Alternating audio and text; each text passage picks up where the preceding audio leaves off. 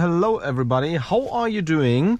Finally we have the chance to drive the new Mustang Mach-E GT, which means almost 500 HP and over 800 Newton meters of torque. Yeah, it's a very nice car, specifically from the interior design.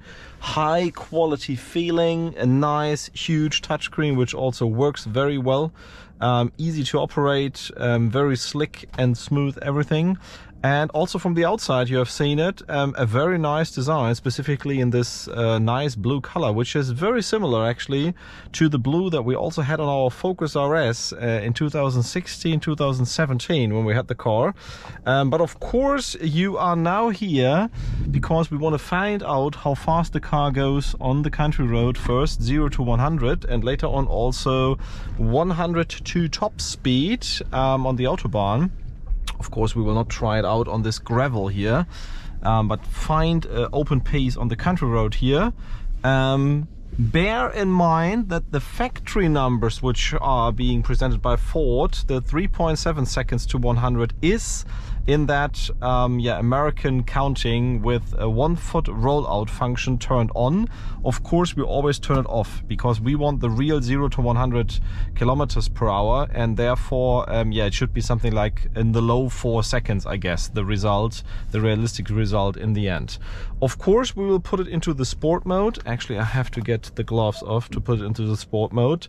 We have untamed mode, which is temperamentvoll in German, and there's also a version Untamed Plus, which is, but it's only for the racetrack. I think it's just reduced ESC and not really more power. And without further talking, let's find out what this box is showing us in the end. Everything is on, everything is full power.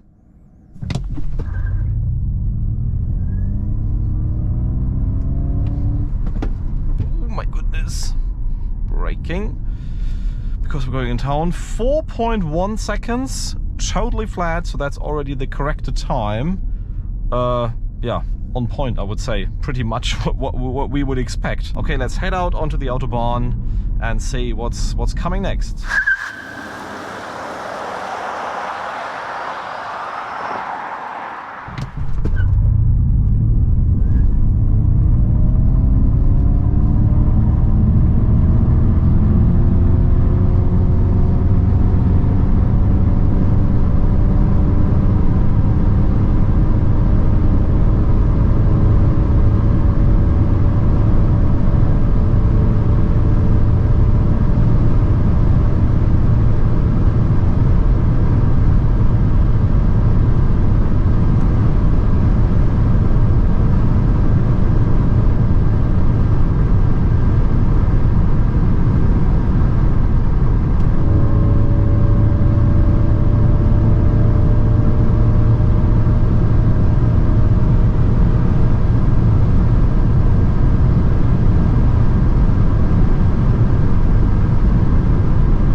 So back from the Autobahn, I think in the end we've seen some pretty interesting things.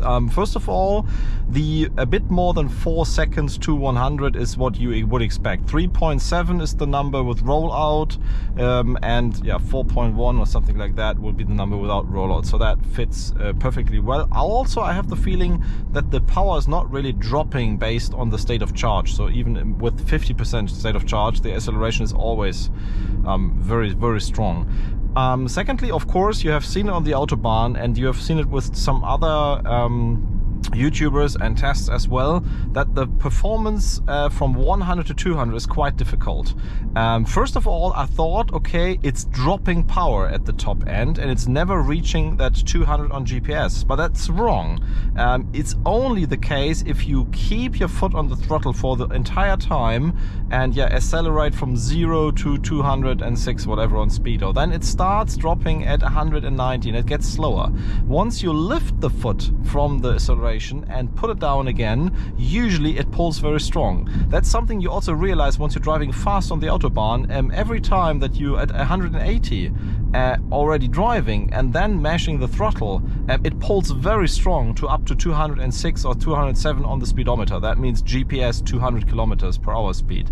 But once you're, let's say, being on constant throttle, as saying, it doesn't do it. So it's not a lack of power, I would say.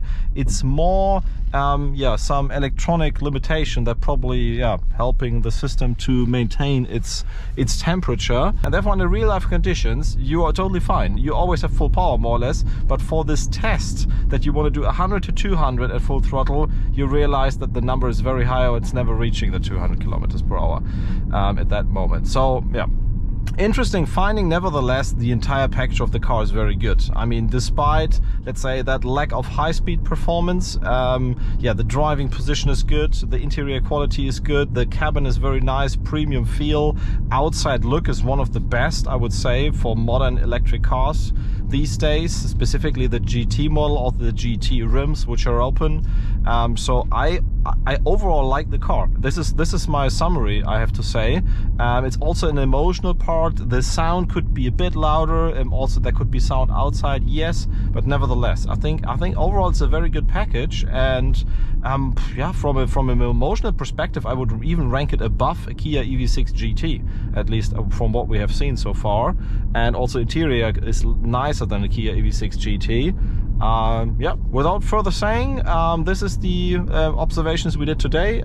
Stay tuned for the other stuff that's coming also on Instagram, and talk to you soon.